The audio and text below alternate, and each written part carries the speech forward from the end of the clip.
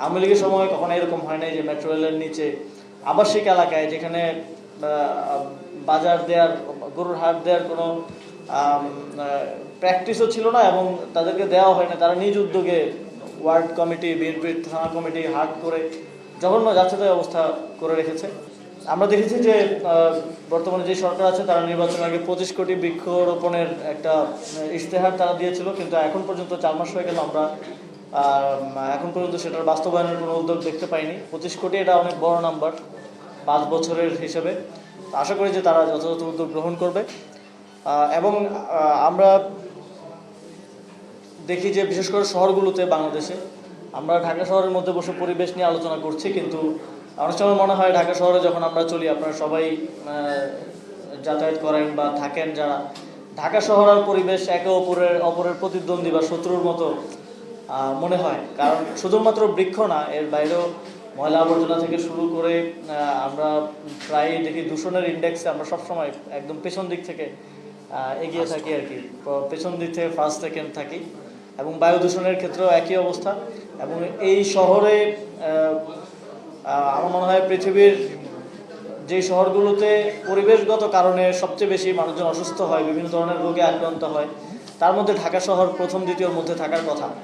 এবং এটা যে যারা সরাসরি রোগে আক্রান্ত হচ্ছে বা হসপিটালাইজ হচ্ছে সেটা না, এর বাইরেও আপনি আমি আমাদের প্রতিদিন আসলে এই দূষিত বায়ু থেকে অক্সিজেন গ্রহণ থেকে শুরু করে এই শহরে চলাচলের কারণে আমাদের কিন্তু স্লোলি আমাদের শারীরিক এবং মানসিক বিভিন্ন ধরনের সমস্যা হচ্ছে, যেটা দীর্ঘমেয়াদে, যেটার জন্য আমাদেরকে ভুক্তভোগী হতে হচ্ছে।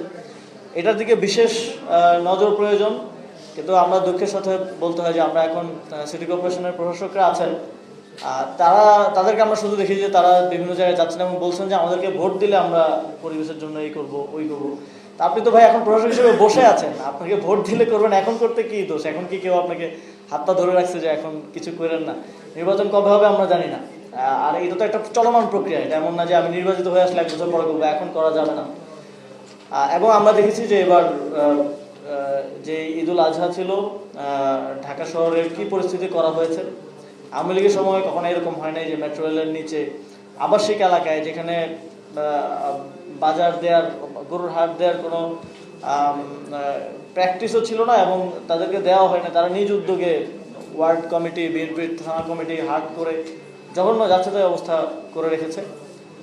তো আমরা এই পরিবেশের চ্যালেঞ্জটাকে আরও খারাপের দিকে যাচ্ছে বলে দেখতে পাচ্ছি, কারণ এই সরকারের মধ্যে এটা নিয়ে মাথা ব্যথা আমরা আসলে সেভাবে দেখি নাই। আর বাংলাদেশের পরিবেশ মন্ত্রণালয়ে এখন একজন কর্পোরেট বিজনেসম্যান আছেন, যার নিজস্ব অনেকগুলো প্রজেক্ট, অনেকগুলো ইন্ডাস্ট্রি সেট আপের জায়গায় এই পরিবেশ নিয়ে বিতর্ক আছে এবং সেগুলো কিন্তু বন্ধ হয়ে আছে। আপনারা জানেন কিনা যে কোর্টে আবেদন করে তার অনেকগুলো ইন্ডাস্ট্রি সেট আপ, যেখানে বনাঞ্চল ধ্বংস করে বা আমাদের বায়োডাইভার্সিটি ধ্বংস করে ইন্ডাস্ট্রি করার উদ্যোগ তিনি নিয়েছিলেন, সেগুলোকেও কোর্টের রায়ে বন্ধ করা অবস্থায় এখন আছে। তিনি আমাদের পরিবেশ মন্ত্রী। তো আমাদের পরিবেশের কি অবস্থা হবে আগামী 5 বছরে, এটা এখান থেকে অনুমান করা যায়। এবং সরকারের পলিসির মধ্যে এটা কোনো প্রায়োরিটির মধ্যে নাই। সরকার হয়তো কিছু গিমিক বা কিছু বক্তব্য, কিছু কর্মসূচি, এই যে 25 কোটি বৃক্ষরোপণ করবো, বাট একটা ওভারঅল প্ল্যানের মধ্যে কিন্তু পরিবেশকে আপনাকে ফেলতে হবে এবং দেখতে হবে পরিবেশ এবং জলবায়ু।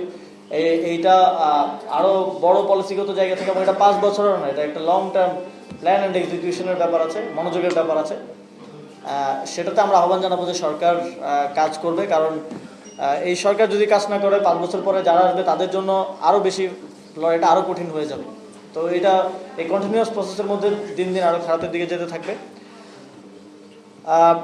আজকে এই